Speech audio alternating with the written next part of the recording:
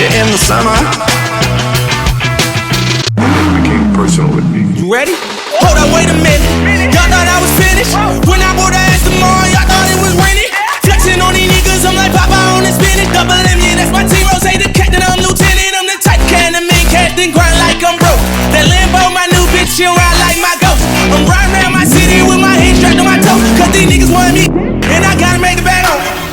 Hey, welcome back to the Man the Machine. Welcome back to another day fun-filled with cars, in particular my car. I wanted to have a conversation with you guys about why I've kept and held the Lamborghini Huracan Performante. That car has been with me for 4 years. It might be time to move on, might not be, we'll see. Some deals in the making, but haven't ever done a personal video on this particular car. So we're going to talk about the lights, give you some insider tips as to why you should look to buy it, not buy it. First off, I am a plain Jane, no loud color guy. So black, white, silver are my go-to. Thing that makes the spec unique for me and special is the fact that the calipers are painted in silver and they give it a nice pop. But with that said, obviously, I didn't spec this car. This is a second-hand car and I got it with 900 miles on it. So spec being so crisp and clean, so simple, so loud, but yet so subtle, especially at night. Batman vibes. This car was race car, just for me. I saw the ring track time of under 7 minutes, and yeah, I had to have a race car in my garage, and being under 7 minutes and ranked number 3 on the list at the time, which is a long time ago. Mind you, different tires on this car than the one that was run.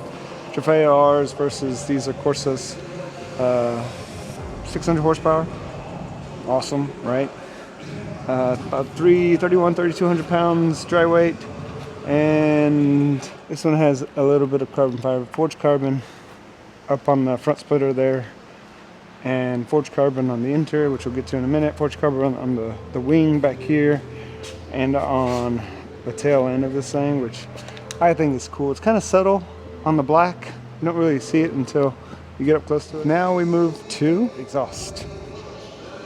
The exhaust sound is freaking amazing.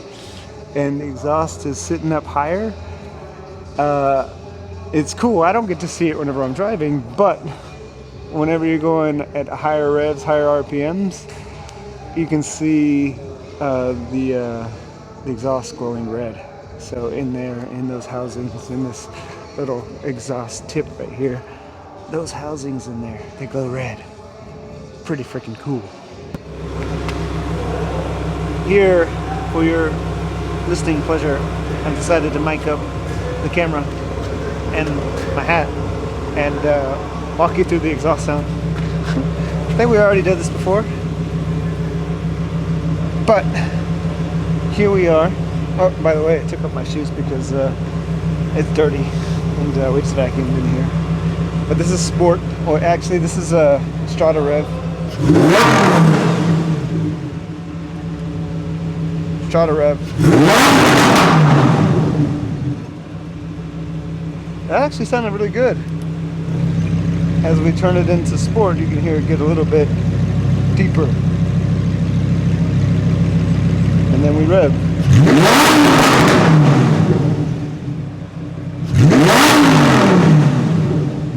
Ooh, sounds good, even in sport. And then we move to Corsa, to race. And here goes a little bit of that race sound.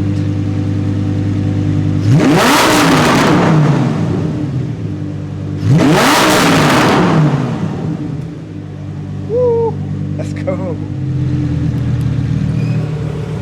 That, ladies and gentlemen, is why we like the Performante. Go find that thrill in another car.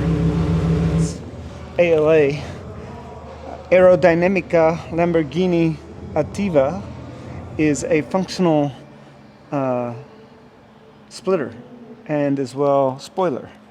There are two I guess controls or panels that actually open and close as the car makes a turn or goes through high speed, so allowing for better airflow, or airflow on one side if you're turning this way, or airflow on the other side if you're turning this way. So downforce plays as a major factor in this aerodynamics that Lamborghini produced. But yeah, there's a little panel here which some people still don't realize, because I keep on having to explain what it means to them. But opens and closes here. The air comes in through here, up, out. Depending on which side's open, it'll let air out of these vents to allow for airflow to come down or to stay closed, so that it actually keeps the downforce situated on this side of the wing. So better for cornering at high speeds and keeping the car planted, because that's what we want. We want the car planted. Need it to go faster on the corners. But yeah, I've taken this on the track and tested that downforce out. I felt confident. The only thing that I didn't feel confident with as much as I would have hoped is those Corsas, the Pirelli Corsas.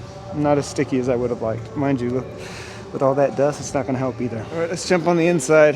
Look at all this mess. You see all these wires? Not cool.